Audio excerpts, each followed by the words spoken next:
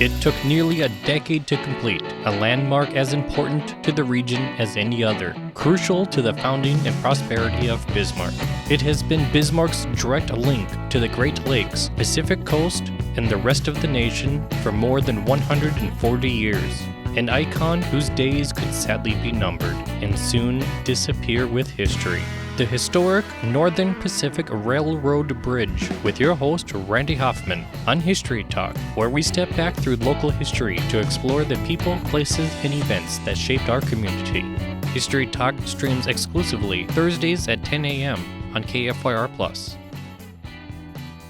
Bismarck's historic railroad bridge was a key component in Northern Pacific completing its transcontinental railroad. Its importance on Bismarck and the railroad cannot be underestimated, and its construction was a feat of engineering for its time. Bismarck, founded as Edwinton in 1872, was always intended to be the railroad crossing at the Missouri River, although where this crossing would precisely occur was up for debate for years. Originally, the crossing was planned to be at the mouth of the Heart River across from Fort McKean, later Fort Abraham Lincoln. The original crossing location was planned because it was located at a narrower, shallower bend of the river for a shorter bridge both lengthwise and heightwise, resulting in a lower cost. Later studies indicated the ground was not strong enough to support an iron train bridge at this location. There are other reasons cited why the crossing and corresponding railroad was relocated north, including land claim disputes. Not only was the railroad shifted north, the bridge itself was built even further north from the railroad itself, which attributes to the sharp northern bend just west of historic Camp Hancock that we still see today. This was done to drive pier pilings into blue clay. One consideration would have positioned the bridge 4 or 5 miles north of the city. Where it was ultimately built, estimates of the day called for a 2-mile-long bridge. River diking on the west bank narrowed the river channel to about 1,200 feet, and the resulting bridge was only 1,426 feet long, divided into 3 main 300-foot spans and 2 shorter 100-foot spans. It was reported to stand 70 feet above the low water mark.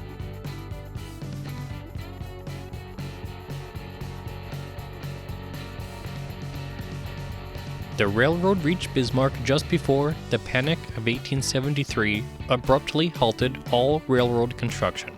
It wouldn't be until October 21, 1882, that Northern Pacific finally opened its Great Iron Bridge, spanning the Missouri River between Bismarck and Mandan. Nearly 10 years later, the lack of a bridge during those years impeded full usage of the nearly completed Northern Transcontinental Railroad. Weather permitting, trains could be ferried across the river in warmer months, and temporary track laid down across the frozen river during the winter, an achievement that received national attention. Neither of these were ideal, or guarantees, and rarely done. The bridge's completion date is commonly misreported. Nearly every source, including very legitimate sources, cite the bridge's completion as October 1883, when in fact it was 1 year earlier, in October 1882, as proven by newspapers of the time. Why this common inaccuracy? Most likely, it's because the official Golden Spike ceremony marking the Northern Pacific's railroad completion occurred in 1883, and the bridge is often directly associated with the railroad's completion. Indeed, the bridge's completion was a milestone event for the railroad. By this time, only about 300 miles of track were unfinished between Minnesota and the Pacific coast, over the difficult Rocky Mountains, and most of it was already graded. Work was being completed at an astonishing rate of 1.5 miles per day. Traffic on the western line was steadily increasing, partially propelled by rapid development of the Yellowstone Valley. Lack of a completed bridge, and its unknown final location, impeded Bismarck's early development and financial investment. Buildings were still wooden and intended to be easily relocated, as there was doubt that a bridge would ever be completed, or where. This all changed with the bridge's opening, and corresponding railroad soon after. Now, Bismarck was highlighted as the important city it was originally envisioned to be. One newspaper of the time hailed Bismarck as the Omaha to the Northwest, Investment into Bismarck immediately increased at a rapid pace. Massive brick buildings were erected, the biggest of which was the First National Bank on the northwest corner of 4th Street and Main Avenue, destroyed in the 1898 fire. Another, the Gothic-style Dakota block on the northeast corner of 2nd Street and Main Avenue, still stands today. More importantly, Bismarck may never have become Dakota Territory's capital in 1883 without the completed railroad and bridge. Roughly 5 years after construction abruptly halted, Northern Pacific established a work camp on the west side of the Missouri River to continue its line. By December 1878, the work camp site was chosen and the new county seat for Morton County was christened Mandan, named for the Native American tribe who once occupied the land. Several other names were considered, including simply Morton. In February 1879, General Thomas Rosser employed about 50 men to lay down temporary track across nature's ice bridge, the Frozen River, directly connecting Bismarck and Mandan for the first time. Its primary purpose was to transport supplies for the railroad. By the time of its discontinuation on March 11th, 538 carloads of material had been transported across the frozen river.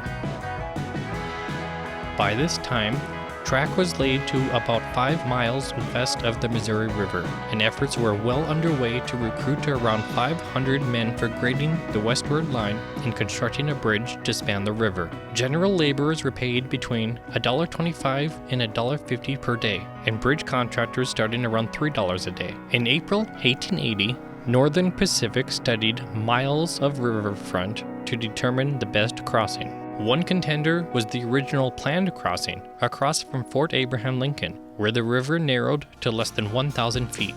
However, the ground was weaker here, so it was decided to narrow the river artificially, where stronger footings to support a bridge could be placed. Also, diking the river's western bank cost less than rerouting the railroad south to take nature's advantage of Fort Lincoln's crossing.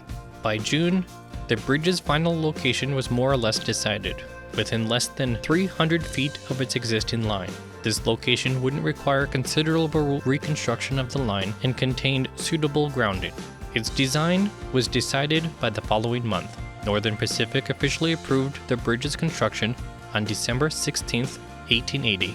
Constructing the bridge involved 3 major elements: river rectification, including diking, the bridge itself, such as the piers and superstructure, and the approaches on each end. Dike work commenced almost immediately in fall 1880. Completing its foundation, they constructed a wired willow mattress for the dike, which is a technique to counter erosion.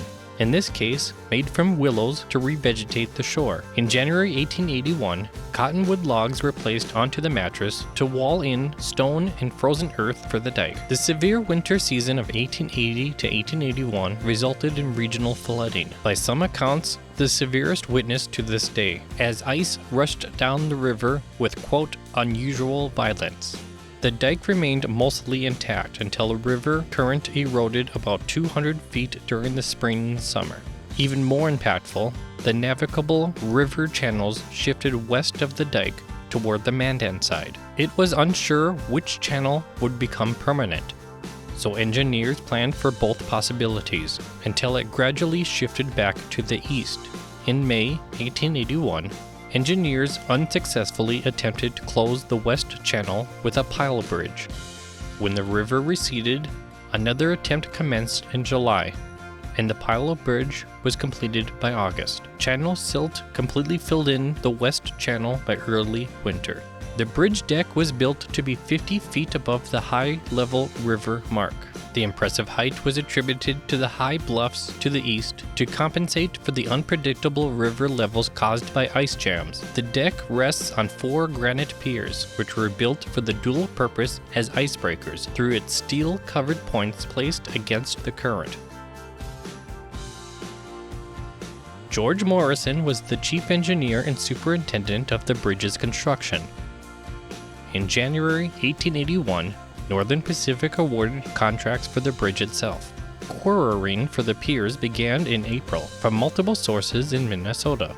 Ground was first broken on May 12, with work for the east abutment. Foundation work for the easternmost pier began the following day and was completed on November 20th. The caissons used to construct the piers in the river channel itself were 74 feet by 26 feet by 17 feet, made of pine framing with 3-inch oak plank encased with 82,000 pounds of iron. The working chamber, where laborers would work in the depths of the river to build the piers, was 7 feet high. The caissons were built on shore before getting towed into position to be submerged using 500 cubic yards of concrete placed above the working chamber. Air was pumped into the working chamber to displace water for the workers. The second caisson, launched August 6, 1881, proved particularly difficult to submerge since a sandbar had formed between the shore and intended river placement. Thus, the caisson was launched downstream a quarter mile and towed against the current to its destination. The approach spans on each end were completed by May 1882. The first of the longer bridge span was erected between the easternmost piers, with the first iron placed on July 27th and the span completed on August 12th. The second span was completed by September 9th, and the final span on October 7th. By this point, only the deck floor and some minor finishes were needed before the bridge's dedication that same month.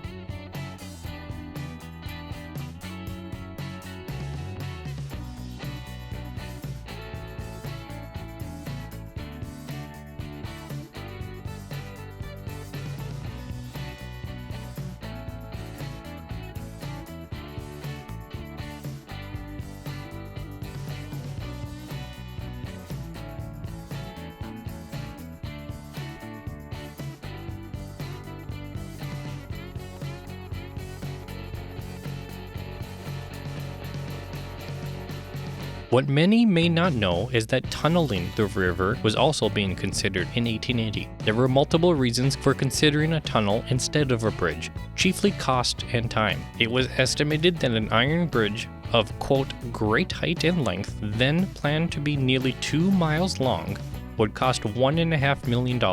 Adjusted for inflation, that's more than $40 million today, as opposed to $600,000 to $750,000 for a tunnel, about half the cost, which could also have been completed quicker.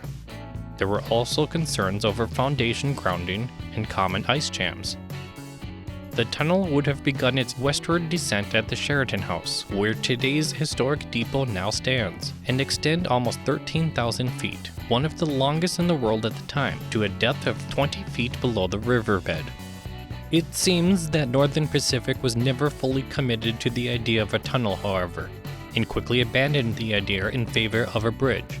The tunnel concept was pitched to Northern Pacific by Mr. H. Clark, a railroad contractor who previously built the impressive Boston Waterworks Tunnel and selfishly sought the Bismarck project.